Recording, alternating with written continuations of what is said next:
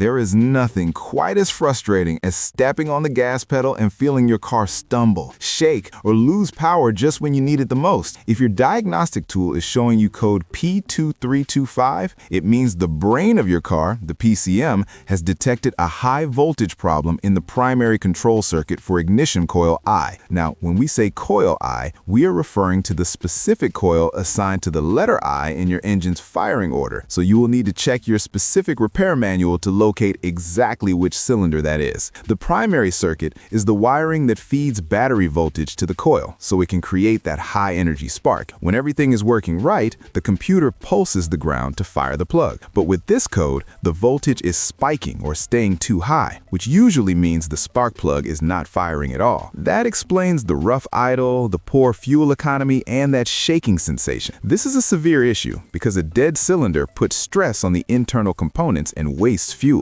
When you start troubleshooting this, do not immediately assume the coil is bad. A very common and often overlooked cause for this specific code is actually wildlife. Yes, mice and squirrels love the warmth of an engine bay, and they often chew through the wiring on top of the engine, causing shorts or open circuits. So grab a flashlight and do a thorough visual inspection of the harness leading to that coil. If the wires look good, you will want to grab your digital multimeter. You need to verify that the coil is getting battery power and has a solid ground. If you see voltage but no ground pulls from the computer while the engine is cranking or running, the issue might be deeper in the wiring harness back to the computer, or rarely the computer itself. Also, check your fuses and relays. A bad relay can sometimes cause voltage issues that confuse the system. If you find a blown fuse, remember that fuses blow for a reason, usually a short circuit. So do not just replace it without finding the root cause. By taking it step by step, checking the wiring, verifying power, and inspecting the connectors for corrosion,